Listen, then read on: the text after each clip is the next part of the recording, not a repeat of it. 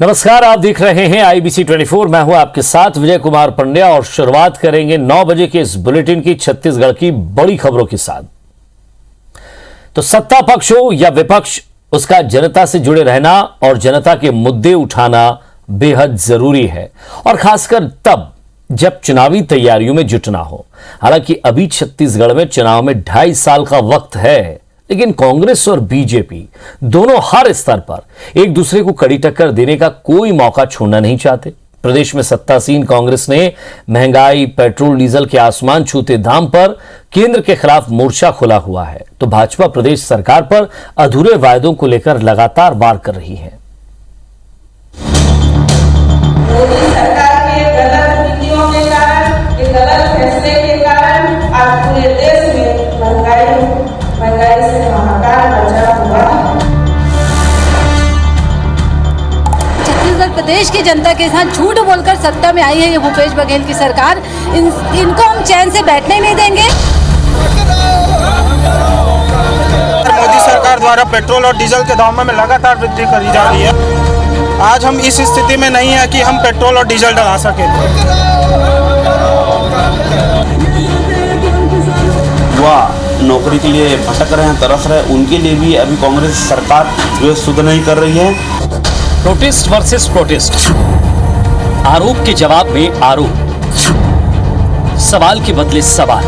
जी हां, छत्तीसगढ़ की सियासत में इन दिनों कुछ यही घट रहा है। जो सियासी माहौल है उसे देखकर यह कहना गलत नहीं होगा कि बीजेपी और कांग्रेस मिशन 2023 की तैयारियों में जुट गई है। दोनों ही दल उन मुद्दों को लेकर सड़क पर उतर रहे हैं जिनका सीधा जुड़ाव जनता से है। इसी रणनीति के तहत कांग्रेस की 3 महिला सांसदों ने प्रेस कॉन्फ्रेंस कर बढ़ती महंगाई के मुद्दे पर केंद्र पर जोरदार हमले किए और एक सीडी जारी करते हुए हालात के लिए मोदी सरकार को जिम्मेदार बताया। कल पूरे ब्लॉक स्तर पर, यूपी स्तर पर जो भारतीय जनता पार्टी का झूठ है वो आप लोगों को सुनाई देगा। आज हमने सीडी जारी किया है और कल पूरे क्षेत्रों में अब दिखाई देगा। कांग्रेस की महिला मोर्चा महंगाई को लेकर 20 जून को मोदी सरकार के खिलाफ वर्चुअल प्रदर्शन करेंगे। इधर एनएसयूआई के कार्यकर्ताओं ने भी पेट्रोल डीजल के आसमान छूते दामों को लेकर अनोखे अंदाज में अपना विरोध जताया। नहीं चलेगी, नहीं चलेगी, नहीं चलेगी।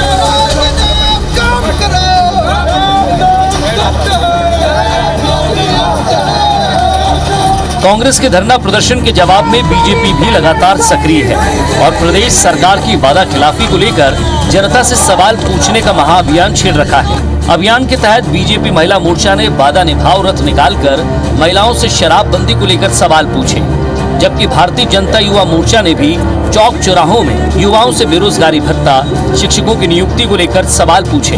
वहीं 17 जून को मुख्यमंत्री, मंत्रियों और कांग्रेस विधायकों के बंगले पर जाकर प्रदेश सरकार के 2.5 साल के कार्यकाल का हिसाब मांगेंगे बीजेपी कार्यकर्ता, और कांग्रेस नेताओं को शराब की पेटियां देकर शराबबंदी नहीं करने का विरोध जताएंगे।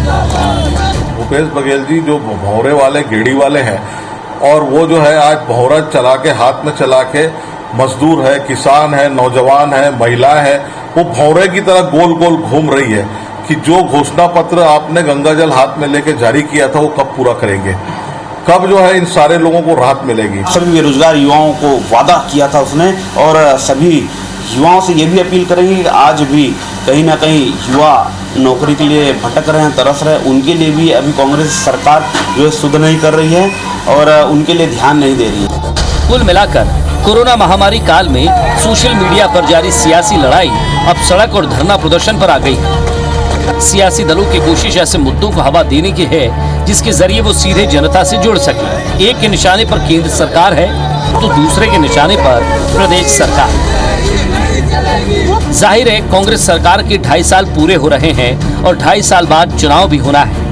ऐसे में जिसने सही मुद्दों पर दांव खेला उसकी जीत पक्की। राजेश मिश्रा, आईबीसी 24, रायपुर।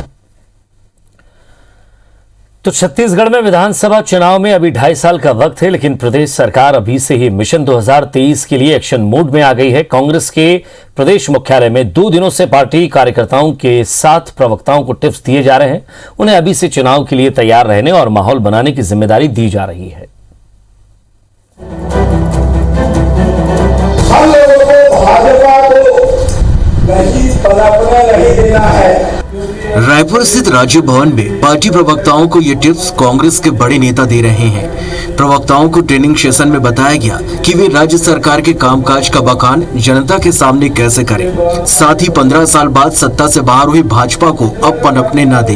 कांग्रेस के 2 दिवसीय प्रशिक्षण शिविर के पहले दिन पार्टी के प्रदेश प्रभारी पीएल पुनिया ने कार्यकर्ताओं को ट्रेनिंग दी और दूसरे दिन मुख्यमंत्री भूपेश बघेल, पार्टी के प्रदेश अध्यक्ष मोहन मरकाम, प्रभारी सचिव चंदन यादव और सप्तगिरी शंकर उल्का समेत मुख्यमंत्री के मीडिया सलाहकार रुचिर गर्ग और राजनीतिक सलाहकार विनोद वर्मा ने प्रवक्ताओं को टिप्स दिए। आज मीडिया का अपना महत्वपूर्ण रोल है। अब मीडिया केवल प्रिंट मीडिया नहीं रहा, अब केवल इलेक्ट्रॉनिक मीडिया भर नहीं रहा, बल्कि सोशल मीडिया भी एक सशक्त माध्यम हो चुका है। तो इन माध्यमों का उपयोग आम जनता तक पार्टी के कार्यक्रमों को, नीतियों को और साथ ही सरकार के कार्यक्रमों को जनता तक पहुंचाने का काम हम लोगों को करना है। और भारतीय जनता पार्टी जो हमारे मुख्य विपक्षी दल है, बहुत सारे अफवाहें फैलाती रहती है, उसे खंडन भी करने की आवश्यकता है, जिसमें जिले स्तर पे हमारे प्रवक्ताओं को ये प्रशिक्षित किया जा रहा है कि किस प्रकार से जवाब देना है। 3 दिनों का हमारे कार्यकर्ताओं का प्रशिक्षण शिविर आयोजित की गई थी। पहले दिनों में संभाग स्तरीय बूथ प्रबंधन कोऑर्डिनेटरों का और कल प्रदेश पदाधिकारियों का, जिला अध्यक्षों का, मोर्चा संगठनों के अध्यक्षों का और आज सभी जिलों के हमारे प्रवक्ताओं की महत्वपूर्ण ट्रेनिंग आयोजित हुई है। प्रशिक्षण शिविर में कांग्रेस ने ये भी कहा कि पश्चिम बंगाल, बिहार की तरह छत्तीसगढ़ में भी विधानसभा चुनाव के पहले बीजेपी को हिंदू खतरे में नजर आएगा, जिसे लेकर पार्टी कार्यकर्ताओं को प्रिंट और इलेक्ट्रॉनिक मीडिया के साथ सोशल मीडिया में एक्टिव रहने को कहा गया है। पहली कड़ी में हम लोगों ने सभी जिला प्रवक्ताओं को बुलाया ताकि जो खबर रायपुर में आए, क्योंकि आपके भी अलग अलग पेज है, संस्करण है, नए यूट्यूब चैनल है, आप तो 3 तरह के मीडिया हो गए। इनका जो प्रशिक्षण शिविर था, इसमें हम लोग पीएल पुनिया जी के साथ आए हैं यहाँ पे, नया एआईसीसी सेक्रेटरी, कोरापुट का सांसद। तो जो भी हम लोग काम कर रहे हैं, एक शिकायत लोगों तक पहुँच नहीं पा रही है। तो इसी सिलसिले में हम अपने जितने पदाधिकारी हैं, जितने डिस्ट्रिक्ट कमेटी प्रेसिडेंट है, बूथ कमेटी है, जितने हम लोग के मीडिया पैनलिस्ट है, प्रवक्ता है, सब तो ये बता रहे हैं कि हम लोग का क्या क्या कार्यक्रम हो चुका है। कांग्रेस के प्रशिक्षण शिविर को लेकर भाजपा ने तंज कसा है। कांग्रेस का जो प्रशिक्षण है वो माफिया तैयार करने का प्रशिक्षण है, क्योंकि अभी तक जितने लोग हैं, कोई शराब माफिया बनकर काम कर रहा है, कोई रेत माफिया बनकर काम कर रहा है, कोई जंगल माफिया बनकर काम कर रहा है, कोई ड्रग माफिया बनकर काम कर रहा है, कोई जमीन माफिया बनकर काम कर रहा है। मुझे लगता है अभी जो प्रशिक्षण है वो धान माफिया के लिए है। कांग्रेस के ट्रेनिंग सेशन और टिप्स का असर अब सड़कों पर भी नजर आने लगा है। भाजपा के खिलाफ कांग्रेस और उसके विंग ने मोर्चा संभाल लिया है। Bureau report, IBC 24। और मुख्यमंत्री भूपेश बघेल ने आज सूरजपुर और कोरिया जिले को 460 करोड़ 14 लाख रुपए के विकास कार्यों की सौगात दी है। अपने रायपुर स्थित सीएम हाउस में आयोजित वर्चुअल कार्यक्रम में मुख्यमंत्री ने दोनों जिलों में 368 विकास कार्यों और निर्माण कार्यों का लोकार्पण और भूमि पूजन किया है, जिसमें 184 करोड़ 28 लाख 75 हजार रुपए की लागत वाले 187 कार्यों का लोकार्पण और 275 करोड़ 85 लाख 39 हजार रुपए की लागत वाले 180 कार्यों का भूमि पूजन शामिल है। मुख्यमंत्री भूपेश बघेल ने इस मौके पर शासन की विभिन्न योजनाओं के हितग्राहियों, किसानों और महिला स्व सहायता समूह के सदस्यों से भी बात की है। कार्यक्रम में गृह मंत्री ताम्रध्वज साहू, रविंद्र चौबे, शिव डहरिया, डॉक्टर प्रेम साय सिंह टेकाम भी मौजूद रहे।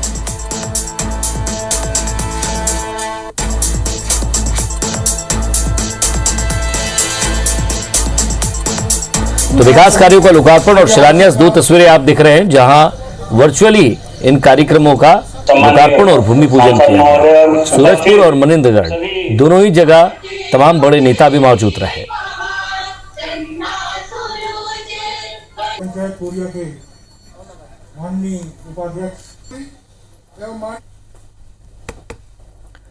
मुख्यमंत्री भूपेश बघेल ने जिला और विकासखंड के अस्पतालों में बेहतर सुविधा के लिए जिला कलेक्टरों के माध्यम से 15 दिनों के भीतर कार्य योजना तैयार करने के निर्देश मुख्य सचिव को दिए हैं।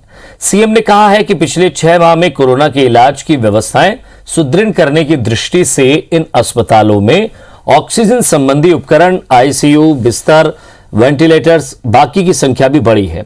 इन स्वास्थ्य उपकरणों का बेहतर रखरखाव और लगातार उपयोग कोरोना की संभावित तीसरी लहर की तैयारी के लिए जरूरी है।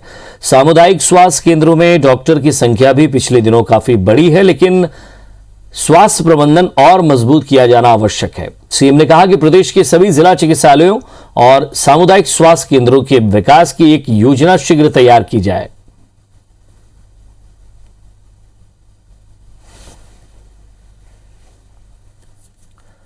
खाद्य मंत्री अमरजीत भगत ने खाद्य नागरिक आपूर्ति और उपभोक्ता संरक्षण विभाग की कामकाज की समीक्षा की है।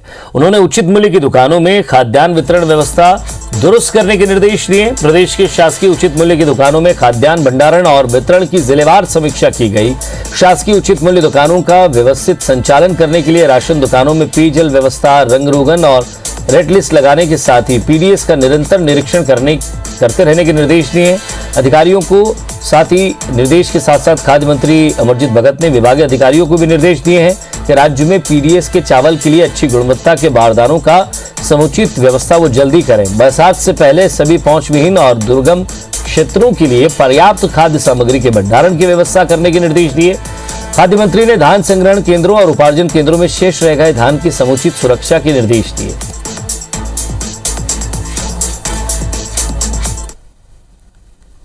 भानु प्रतापपुर विधायक ने हाथी प्रभावित क्षेत्र गुरडोपारा पहुंचकर ग्रामीणों की समस्याएं सुनी है। विधायक मनोज सिंह मंडावी ने स्थानीय प्रशासन के साथ जनपद पंचायत क्षेत्र के गुरडोपार पहुंचकर हाथी प्रभावित ग्रामीणों से मुलाकात की।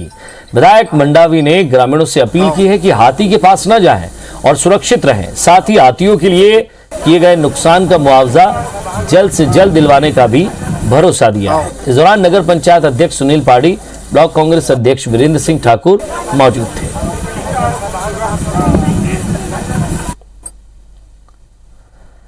दंतेवाड़ा के कुआकोंडा ब्लॉक का रेगानार गांव 100% टीकाकरण करने वाला प्रदेश का पहला गांव बन गया है। गांव के सभी 294 लोगों ने टीका लगवा लिया है।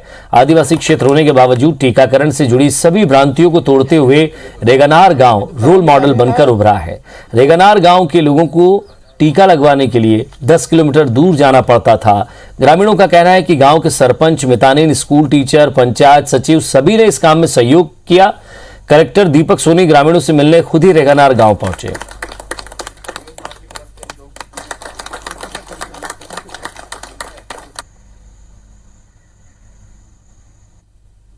वो लोग भी लड़के हैं तो उन लोग को भी लगा। अगर उन लोग ऐसा रहता तो उन लोग नहीं लगाते।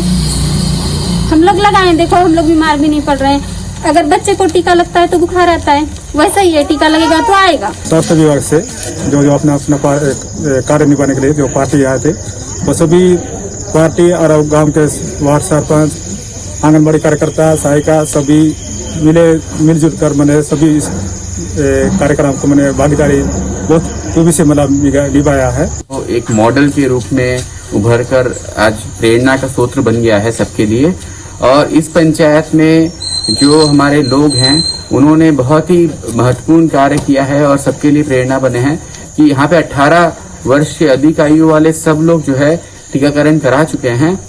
सरगुजा जिले में माइक्रो फाइनेंस लोन के नाम पर ग्रामीण महिलाओं से हुई धोखाधड़ी के बाद जिला प्रशासन ने रिकवरी पर रोक लगा दी थी, लेकिन अब फिर से शिकायत मिल रही है कि माइक्रो फाइनेंस कंपनी महिलाओं से वसूली का दबाव बना रही है। ऐसे में अब कलेक्टर ने एक बार फिर माइक्रो फाइनेंस कंपनी को हिदायत दी है और शिकायत मिलने पर कार्रवाई की बात की है। स्वास्थ्य मंत्री ने भी इस मामले को गंभीरता से लेते हुए इस मसले पर जिला प्रशासन को संज्ञान लेने के निर्देश दिए हैं। दरअसल सरगुजा जिले में माइक्रो फाइनेंस कंपनियों ने लोन देने के नाम पर एजेंट के साथ मिलकर जमकर गड़बड़ी की थी, जिसके तहत महिलाओं के नाम पर लोन लेकर एजेंट फरार हो गए थे। ये मामला इलाके में हजारों लोगों के साथ हुआ। पैसा नहीं पटा पा रहे हैं, पहले तो ठीक हम लोग ये सोचकर पैसा लिए थे कि कुछ काम धंधा के लिए लगाएंगे, लेकिन हम लोग का 5000 का लालच देकर पैसा को सब ले लिया। अब हम लोग घर से 1-2 किस्त पटा चुके हैं, अब और नहीं पटा सक रहे हैं। माइक्रो फाइनेंस कंपनी है जो दरिमा क्षेत्र में वसूली कर रहे थे, तो उसको एसपी साहब को बोल करके उसके ऊपर कार्रवाई शुरू की गई है और ये अवैधानिक है, गलत है। किसी को भी इस तरह से करने का अधिकार नहीं है। यदि ऐसा होगा तो हम लोग कार्रवाई करें। और पश्चिम मध्य रेलवे की जबलपुर मंडल में कटंगी खुर्द और न्यू कटनी सेक्शन के बीच दोहरीकरण के चलते 20 से 26 जून तक ट्रेनों का परिचालन प्रभावित रहेगा। इसमें दक्षिण पूर्व मध्य रेलवे से होकर चलने वाले 4 यात्री ट्रेनों को रेलवे ने रद्द कर दिया है।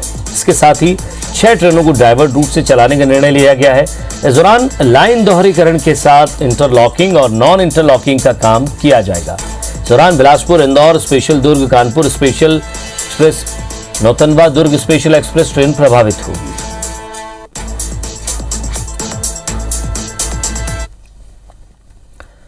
आंध्र प्रदेश में आज नक्सलियों और सुरक्षा बलों के बीच हुई मुठभेड़ में 6 नक्सली मारे गए हैं और इस मुठभेड़ के बाद सर्चिंग के दौरान कई हथियार भी बरामद किए गए हैं।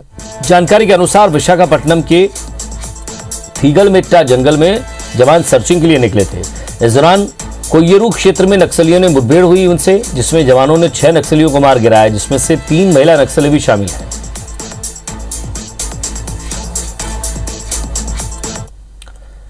शहीद महेंद्र कर्मा विश्वविद्यालय में यूजीसी के नियमों के चलते हजारों छात्रों की परीक्षा फॉर्म विश्वविद्यालय ने रिजेक्ट कर दिए हैं, जिसको लेकर छात्र संगठन विरोध कर रहे हैं। दरअसल यूजीसी नियम के अनुसार 6 वर्षों के अंतराल में डिग्री पूर्ण करनी अनिवार्य है। इसी नियम का हवाला देते हुए बस्तर संभाग के हजारों छात्रों की परीक्षा आवेदनों को रिजेक्ट कर दिया गया, जिसके बाद विश्वविद्यालय ने आनंद फानन में विद्या परिषद की वर्चुअल बैठक करते हुए कार्य परिषद के अनुमोदन से यूजीसी के प्रावधानों को शिथिल करते हुए अब न्यूनतम अवधि 2 वर्ष और बढ़ा दी है। कुलपति ने कहा है कि कोरोना महामारी को देखते हुए यह फैसला लिया गया है, लेकिन इस फैसले से छात्र संतुष्ट नहीं हैं। छात्रों को अपात्र घोषित किया जा रहा है और उनका जो भविष्य है कहीं ना कहीं अब अंधेरे में है। इस विषय को लेकर अखिल भारतीय विद्यार्थी परिषद के द्वारा कुलपति महोदय जी से मिलकर इसका समाधान निकालने की बात कही गई है। यूजीसी से भी मांग की गई है कि इसका जल्द से जल्द कोई समाधान निकलना चाहिए। गाइडलाइन है वो रेगुलेशन नहीं है, इसलिए उसको पूरा का पूरा मान्य करना हमारे लिए मैंडेटरी नहीं है। इसलिए विशेष परिस्थिति को देखते हुए विश्वविद्यालय ने अपने यहाँ 2 साल का केवल रिलैक्सेशन दिया है। रायगढ़ शहर की सबसे बड़ी सब्जी मंडी संजय मार्केट के डेवलपमेंट का काम 6 माह से रुका हुआ है। राज्य शासन ने इस कार्य के लिए 14 करोड़ रुपए स्वीकृत किए थे। इसके अलावा मार्केट में गंदगी के चलते हर साल डेंगू के सबसे अधिक केस आते हैं, जिसे देखते हुए स्वास्थ्य विभाग ने इसे डेंजर जोन घोषित किया है और बंद करने का निर्देश भी दिया है। लेकिन अब भी मार्केट बंद नहीं हुए हैं और न ही निर्माण को लेकर निगम ने कोई गंभीरता दिखाई है।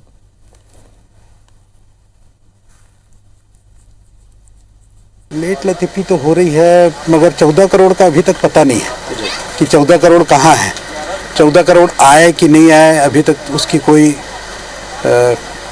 पता नहीं है। संजय मार्केट आज अपनी उसी बदहाली में जी रहा है और संजय मार्केट के अव्यवस्था से जो हमारे यहाँ रायगढ़ नगर निगम में डेंगू जैसे गंभीर रोग कि जो फैलाव का संभावना रहता है उसकी संभावनाएं बढ़ गई हैं। 14 करोड़ का लागत से दिया गया है संजय मार्केट को बनाने के लिए। तो अभी हमारे नगर निगम द्वारा वहाँ ड्राइंग डिजाइन बनाया जा रहा है। जैसे ही बनता है तो हम लोग सीएम सर के पास भेज के इसका फंड को लाएंगे और उसमें फिर कार्य चालू की जाएगी। डेंगू के लिए हम लोग तैयारी कर रहे हैं कि इस साल डेंगू रायगढ़ में ना हो। और इसी के साथ फिलहाल इस बुलेटिन में इतना ही। नमस्कार।